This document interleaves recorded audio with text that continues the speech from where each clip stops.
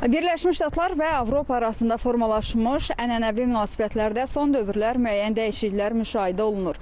Və Avropa diplomatiyasının rəhbəri Kaja Kallas da bunu təsdiqləyən açıqlama dedi ki, Avropa artıq Vaşinqtonun əsas cazibə mərkəzi deyil.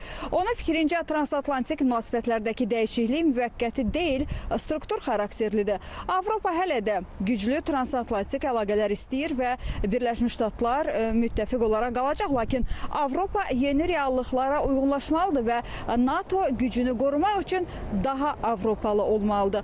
Bu arada Avropa Təhlükəsizlik Şurasının yaradılması da təklif olunur və buna Müdafiə Naziri Müdafiə üzrə Avropa komissarı Andrius Kubilius deyir və o bildirir ki, Avropa İttifaqında geniş miqyaslı Avropa müdafiə layihələrini həyata keçirmək üçün belə bir addım atmaq lazımdır. O, Avropa İttifaqının üz dövlətlərini Avropanın müdafiəsində liderliyə ələ almağa çağırır.